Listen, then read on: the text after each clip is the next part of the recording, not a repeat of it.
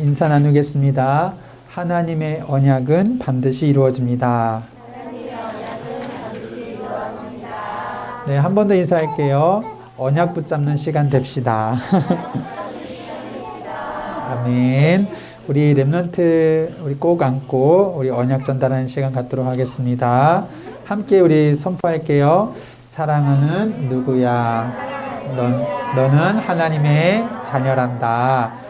사탄의 권세를 이기신 만왕의 왕이신 그리스도, 죄와 사망을 이기신 대제사장이신 그리스도, 하나님 만나는 길이 되신 참 선지자이신 그리스도가 지금 내 안에 항상. 아멘. 우리 렘넌트들에게 하나님의 영이, 성삼위 하나님의 영이 함께 하실 때 우리 인생의 모든 인생 하나님께서 완전히 책임지신 줄 믿습니다. 우리 말씀 붙잡고 함께 봉독하겠습니다. 마태복음 26장 69절 70절 두 절 말씀만 보도록 할게요. 예, 앞에 나와 있습니다. 같이 읽겠습니다. 시작. 베드로가 바깥들에 앉았더니 한 여종이 나와 이르되 너도 갈릴리 사람 예수와 함께 있었도다 하거늘 베드로가 모든 사람 앞에서 부인하여 이르되 나는 네가 무슨 말을 하는지 알지 못하겠노라. 아멘. 네. 우리 저희 강단 말씀 들을 때 목사님 처음 이 얘기 하십니다. 하나님의 관심은 무엇일까요? 하나님께서 궁금해 하시는 거 무엇일까요? 예, 보세요. 하나님께서 궁금해 하는 건 한 가지라고요. 한 가지. 바로 우리가 진짜 믿음 가운데 있는가, 진짜 믿는가 하는 그거 하나 보십니다. 그런데요, 어떻게 이걸 확인할 수 있을까요? 하나님은 우리를 이 믿음을 어떻게 하나님은 확인하실까요?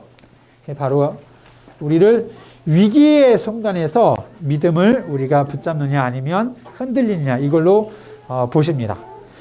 오늘 말씀의 중요한 내용인데요. 오늘 말씀의 중요한 내용, 강단의 말씀의 중요한 내용이 우리가 이 복음이라는 비밀, 이 예수 그리스도의 복음이 우리가 이 지식적이 아니라 사실은 진짜 나의 것으로 체험돼야 되겠습니다. 복음이 나의 복음 되어지는 시간.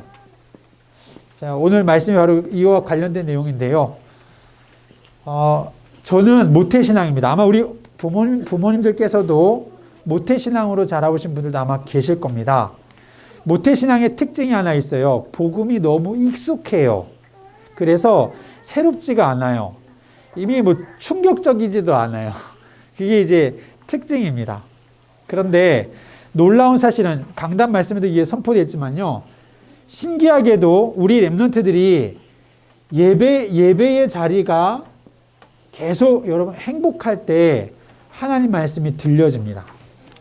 이 말씀이 사실은 하나님을 만나는 가장 정확한 답이 되어져요. 그리고 우리 렘넌트들이 삶 속에서 계속 기도할 때마다 하나님이 하시는 응답들을 우리가 체험하게 될 때 우리가 진짜 복음을 누리게 되어집니다.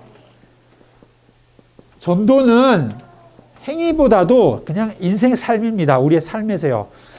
실제로 내가 전도했다 이것보다도 한 사람의 인생이 예수로 말미암아 바뀌는 것을 보게 될 때 우리 인생을 많은 생각하게 되어지거든요. 사실 요 네 가지에 다 있어요. 사실은 세 가지가 예배 안에 다 들어있지요.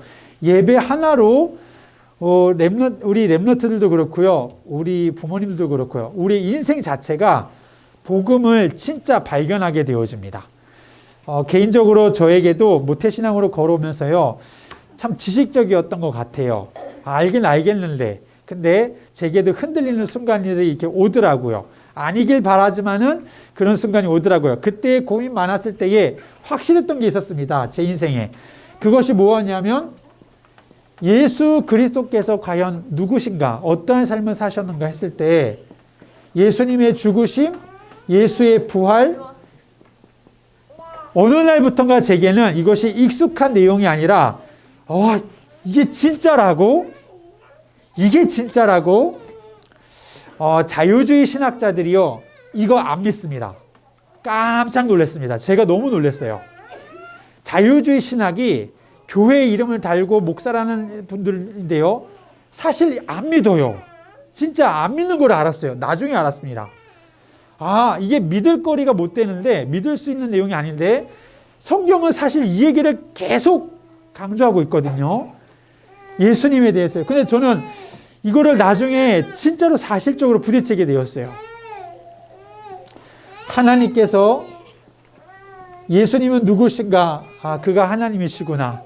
그리고 나서부터는 그분의 나의 삶 속에 함께 하시고 역사하시고, 저 개인적으로요, 전도에 대한 모든 부담감, 이때 이후로 사실 사라져 버렸습니다.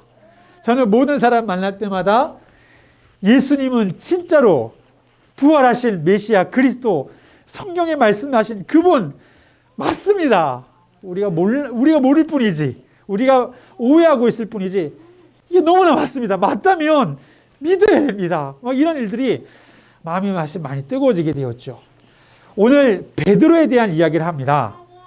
우리의 신앙생활에 위험한 신앙생활이 있어요. 무슨 신앙생활일까요? 지식적인 거요. 예. 그래서 피상적인 거, 지식적인 거라 하면요, 사실은 안 믿는 걸 얘기합니다. 말이 안 되니까요. 안 믿는 겁니다.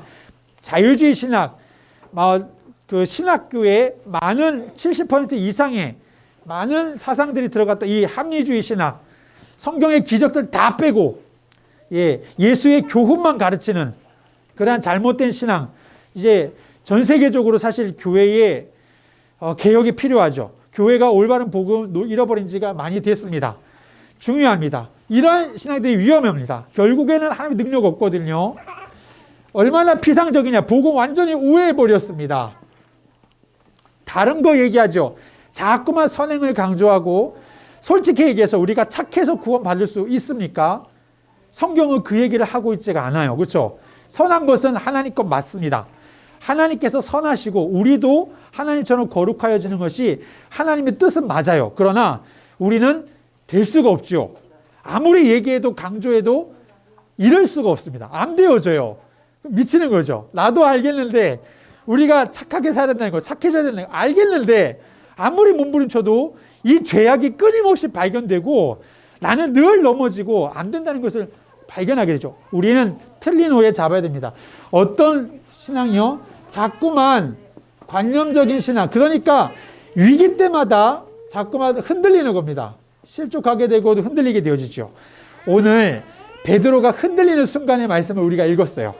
예수님께서 드디어 하나님의 언약대로 이제 잡히시고 십자가에 달려 돌아가시기 전에 이제 고난받으시는 장면들이 나옵니다. 그때에 베드로가 그 자리에 있었는데요, 베드로는 인정하지 못했어요. 예수님을 부인했고 저주까지 했었습니다. 이것이 바로 베드로의 모습이었는데, 하나님은 이 베드로를 그냥 그대로 두지 않으시고 베드로를 바꾸십니다. 어떻게 바꾸셨을까요? 3년 반 동안 예수님께서는 함께 하셨거든요. 그리고 계속해서 베드로와 함께 하시면서 베드로 분명히 보았습니다. 그런데 예수님이 죽고 난 이후에 베드로는 전혀 주저없이 그냥 떠나버렸어요. 옛날로 돌아갔습니다. 어떤 확립이었을까요? 부활하신 주님이 찾아오셨습니다. 기적이지요. 베드로 인생에는 놀랄만한 놀라운 기적이었습니다. 와서 묻는 얘기가요, 네가 나를 사랑하느냐, 이 질문을 던져요. 예수님 저주까지 했거든요. 부인까지 했거든요. 네가 나를 사랑하느냐. 부활하신 주님 만나고 난 이후부터 베드로는 바뀌지 않았습니다. 그리고 예수님은 승천하셔서 이제 성령으로 임하시고 난 다음에 베드로에게 어떤 확신이 있었냐면, 베드로의 인생 가운데에 안진뱅이를 만나게 되었어요. 사도행전 3장이지요. 그때 무슨 얘기하지요? 은과 금은 나에게 없어요. 맞습니다. 베드로에게는 은과 금이 없었어요. 그러나 나에게 있는 것 네게 주노니 나사렛 예수 이름으로 일어나 걸으라. 베드로에게 이 고백이 있었습니다. 나에게 있는 예수. 베드로에게는 이것뿐만 아니라 사도행전 13장인가요? 그 가운데서도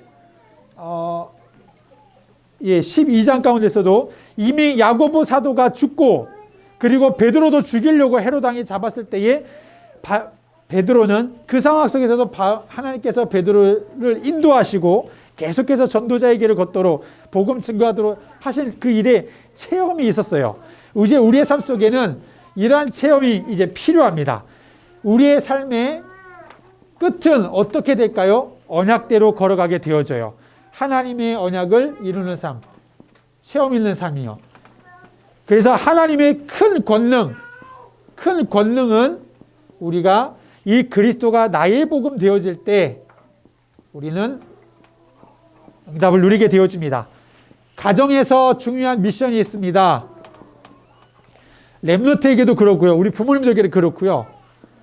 예배 시간이 하나님을 만나는 체험하는 중요한 시간 분명히 됩니다. 우리가 이 시간에 말씀을 가지고 나눌 때마다 우리는 하나님을 진짜로 체험하게 되거든요. 우리의 그 인생 속에서요, 하나님의 언약, 우리는 진짜 확정하고 발견해 나가야 되겠습니다. 계속 언약 붙잡고 예배할 때마다 하나님 그 언약을 이루십니다.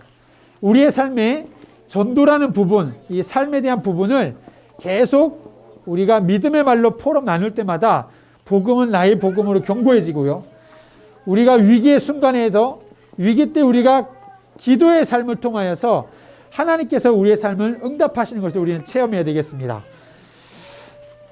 복음을 우리가 말씀을 듣게 되지만요. 베드로의 인생을 바꾸셨던 것처럼 우리의 인생이 지식적인 관념적인 것이 아니라 살아계신 하나님, 예수님, 그리고 그가 우리를 위해서 죽으시고 부활하시고 우리와 함께 하시고 모든 사단의 것을 깨뜨리시고 이 일을 실제로 체험하는 삶, 우리의 가정에서 또 포럼 가운데에 또 현장에서 늘 누리시는 우리 모든 태영아 가정 되시기를 주님의 이름으로 축원드립니다.